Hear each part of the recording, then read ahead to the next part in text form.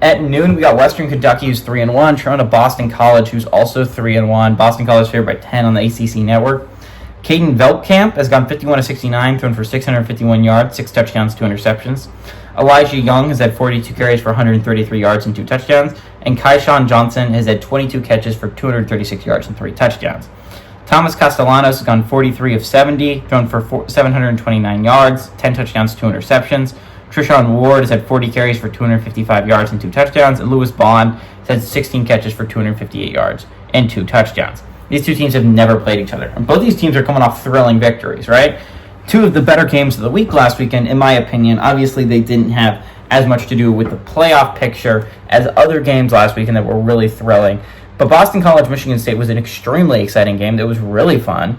Boston College won in the last couple seconds. They ended up scoring a touchdown to take a 3-point lead against Michigan State and ended up getting a pick to seal that game. It was a really fun game against Michigan State and so good that they stormed the field. Western Kentucky ended up pulling off a comeback against an undefeated Toledo squad. That was a big win for Western Kentucky, right? Like, that was a big game for Western Kentucky to win.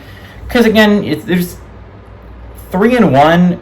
The only loss to Alabama isn't necessarily a death sentence for that playoff spot, right? And I understand I typically talk about there's 6 teams really kicking it, 5 undefeateds in Boise State, right? But Navy and Army are probably going to lose eventually to Notre Dame. UNLV just lost their starting quarterback. They could easily end up falling in the Mountain West race. Same with Boise State, right? And James Madison, you'd have to hope, loses a game. Maybe Texas Tech can beat them. But, like, that's all of them. I mean, other than Liberty, right? Liberty's the big one. But you're in the same conference as Liberty. You control your own destiny there. Western Kentucky isn't necessarily outside of this playoff picture, and a win against BC, I think, throws them right into that mix again, right? You would be a 4-1 squad with a win over a Power 4 football team. You would have a tiebreaker over a Toledo squad that lost, right? And if Toledo goes and wins the MAC, that's big for you. I think Western Kentucky is an interesting football team to look at from a possible playoff perspective, but you have to win this game if you're Western Kentucky. If you're Boston College, you also have to win this game. You're coming off a big win over against Michigan State. You can't have a letdown game against a good Hilltopper squad, right? You need to be ready for this football game.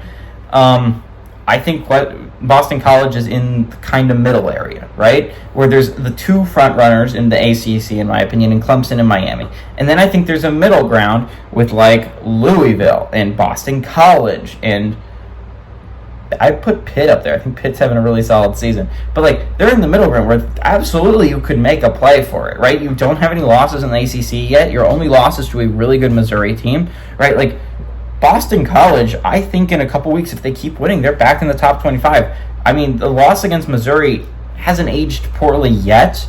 And honestly, they look solid in that football game. They competed. So you can't lose this Western Kentucky game. You just can't. And I think Bill O'Brien's going to have this team ready. I think they know they can't lose that game.